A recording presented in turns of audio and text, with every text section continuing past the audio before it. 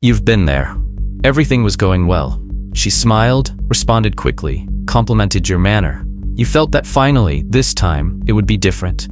And then, as if she had pressed an invisible button, she began to cool down. The messages decreased. Her presence became absence. And before you knew it, that promising bond turned into silence. The most curious thing? You had done everything right. You were kind, attentive, honest with your feelings. You showed your interest. You showed her how special she was. But somewhere in this emotional equation, something that seemed right turned into a fatal mistake. And that's exactly where the invisible trap of attraction lies. This is the cruel paradox. What you do when you really like a woman can be exactly what destroys any chance with her. And it's not about malice or manipulation. It's about a misperception. Believing that love works as a direct path of exchange, as if emotional surrender guaranteed reciprocity. And the brutal truth is that the logic of attraction doesn't follow that path. The formula that most men have learned is wrong.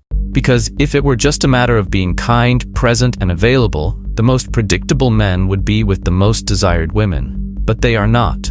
The invisible error begins the moment you believe that liking is enough to generate desire. And this error manifests itself in your behavior. You start sending messages every day, responding too quickly, adjusting your schedule to see her, worrying about not making mistakes in your words, and gradually emptying yourself in the name of a supposed romanticism that only exists in your head. She did not ask for this. You gave yourself before she had any real reason to invest. And here is the key. Everything that is offered in excess without having been earned loses its value. It is the law of emotional scarcity. That which is rare is valuable. That which is obvious, predictable, and too easy is disposable. Nietzsche said that happiness is the feeling that power grows, that resistance has been overcome. And in this context, the power of seduction lies precisely in the unresolved tension, in the challenge, in the feeling that the other person is too valuable to simply be given away.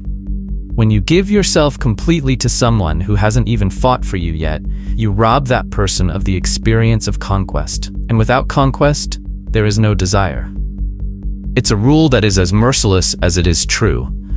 Excessive interest kills attraction. Not because you're wrong for liking someone, but because you break the emotional tension that makes the game exist. A woman can sense when you're emotionally unbalanced, and this has nothing to do with drama or intensity. It's a subtle, almost imperceptible imbalance. You invest more than she does. You adapt more than she does. You feel more than she does. And this imbalance generates unconscious discomfort. She won't tell you this. She'll simply cool off. Because a man's perceived value is directly linked to his ability to stay centered, even in the face of desire. When you fall apart for someone, even before there's a bond, you reveal that you have no scarcity. And what has no scarcity has no power. Here's the irony. While you believed that showing more was the right way, what you were really doing was scaring her away. You became an open book, and she lost the pleasure of reading. There are no more pages to discover. There are no more doubts, no more mystery, only predictability. And predictability for desire is like poison. This mistake is not made by bad men. On the contrary, it is made by men who want to do everything right, who were taught to treat well, to be sincere, to invest early. But love is not a field of justice. It is a field of perception. And if your presence does not activate the desire to be conquered, then your surrender becomes a burden. She feels like she doesn't need to do anything to have you. And what doesn't require effort is not respected. The attraction dies. This is the breaking point. The moment when you realize that the problem wasn't liking. The problem was the way you liked her. You offered a valuable feeling to someone who hadn't yet earned the right to receive it. And now that this is clear, you have a choice. Either you repeat this cycle, giving in too soon and reliving the frustration, or you understand that attraction is not about how much you feel, but about how much she needs to feel to deserve you. Because when she doesn't need to win you over, she will never value you. You grew up believing that women fall in love with care, with constancy, with an open heart. And it's not that this is wrong, but it's incomplete, dangerously incomplete. What no one has explained to you, perhaps because almost no one really knows how to explain it, is that the female mind operates under different laws. Seduction is not about kindness. It's about emotional intensity. It's not about immediate security. It's about the magnetism of uncertainty. And most painfully, it's not about how much you like her, but about how much she feels she doesn't have you completely yet. Female desire is born in friction and dies in premature stability. A woman doesn't run away because you're good. She walks away because you're predictable. And predictability is the collapse of charm. When you become that guy who always answers right away, who always asks if she's okay, who always shows he's there for her, you extinguish the fire of mystery. And mystery, contrary to what common sense suggests, is not coldness. It's emotional tension. It's the unanswered question. It's the doubt. Is he as involved as I am? This doubt feeds the woman's emotional brain. When she knows everything, when you've already given in, when the end of the story is clear before it's even halfway through, there's no more story. There's only a foregone conclusion, and that's fatal. The philosopher Ortega y Gasset said, "What exists in love is surrender through fascination." Surrender only exists when there's an obstacle, a distance, a conquest to be made. You only surrender to what's too powerful to be controlled. A woman needs to feel that you're rare, not in the physical sense, but in the psychological sense. A man she doesn't see every day, who doesn't reveal himself all at once, who is selective, who has other priorities. That's how she starts to invest. Because this type of man activates the part of the female brain that lives in a state of emotional alert, the limbic system, the same one that regulates excitement, desire, anxiety, and yes, attachment. The contradiction is powerful here. While you think she wants stability, she wants intensity.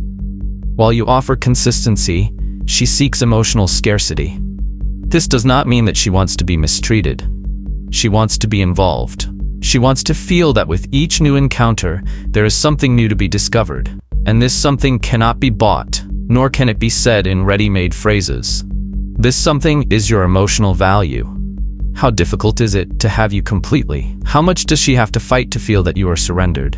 How much do you still remain a doubt, even when smiling, even when present? This is what generates desire. It is not presence, it is selective absence. It is not excessive care, it is deserved care. It is not surrender, it is the mystery before surrender. This is why when a man surrenders too soon, he implodes this invisible dance. He offers himself completely without her having time to desire. And desire needs absence, it needs gaps. A woman wants a man who is there but who also has other priorities. The man who, even though he likes her, doesn't give up on his mission, doesn't adapt to everything, doesn't break his routine, doesn't abandon his goals to fit into her universe. Because that's the man who has value.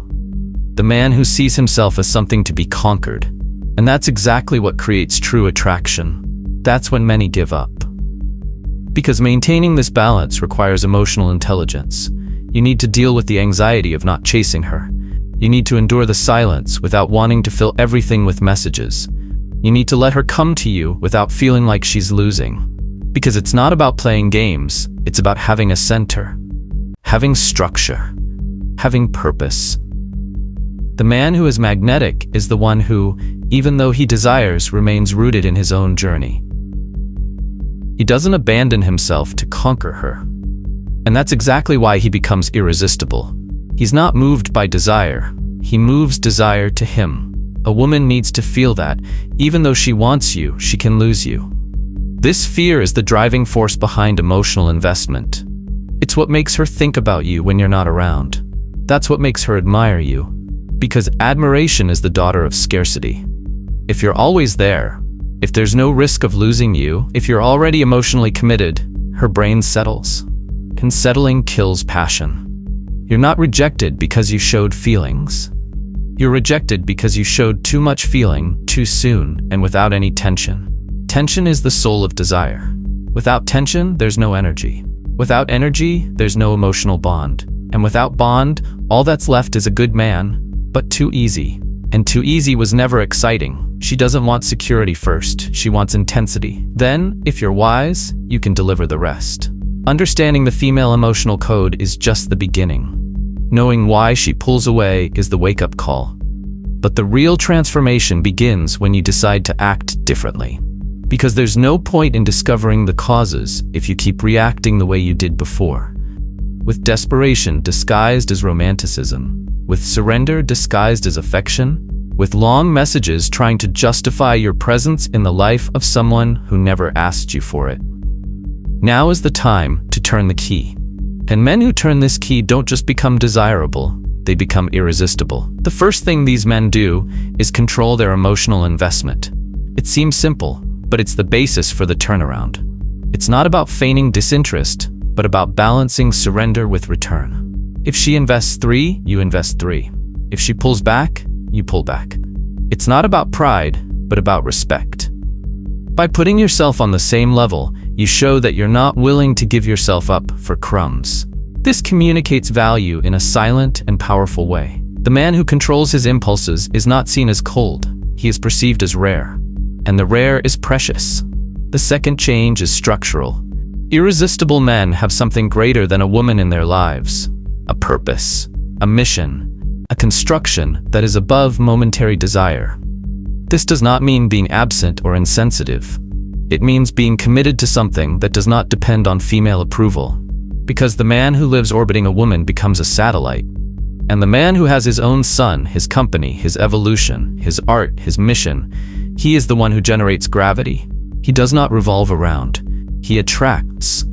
Because nothing is more seductive than someone who is so focused on growing that he does not have time to lose himself in need. The philosopher Viktor Frankl said that he who has a why can face any how. And this why is what separates the common man from the magnetic man. The woman does not want to be the center of her life. She wants to be part of the life of a man who already has a center, an axis, a plan, a future. Because it conveys security in a way that words can never convey. And what's more, it activates desire. Because she realizes that you're not there asking for affection. You're inviting her on a journey. And journeys, my brother, seduce more than promises of eternal love. But perhaps the most powerful turn of all is here. Irresistible men become the prize, not the hunter. This inversion changes everything. The insecure man chases. He needs to prove, please convince. The man of value waits to be conquered, not because he's arrogant, but because he knows that his energy is too valuable to be given to just anyone. He doesn't adapt himself to fit into a woman's life. He observes whether she has the maturity to enter his. And this attitude, even if silent, is felt, deeply felt. Being the prize doesn't mean putting yourself above yourself. It means making yourself scarce. It means conveying with every gesture that you are a conquest, not an emotional carpet. And when she feels that conquering you requires something of her, that is not automatic, that is not guaranteed. Her desire is ignited. Because now she's invested. Now she's emotionally invested. Now you're on the same page. Of course, this requires that you actually have value. It's not enough to say, I'm the prize and live an empty life, without purpose, without direction. Perceived value comes from real usefulness. You need to be useful to the world. You need to be someone who is building something. It doesn't matter if you're just starting out. What matters is that you're moving, that you're evolving, that you're on a mission. Because the man who doesn't add anything, who doesn't contribute, who doesn't build, he's just another man. And no one values what's ordinary. That's the end point and the beginning. When you stop seeking female validation, when you start acting like someone who's enough for himself, when you become rare, deep, and committed, women will notice. They'll come to you. They'll want to win you over. Because the world is full of men who chase after you, but it's lacking in men who have an unshakable center. When you become that man, you no longer lose women because you like them. Because now, you like them the right way. Now you're liked without losing yourself. Now you offer excitement, value, and scarcity. Now you're the man she wants to keep, not the one she needs to avoid.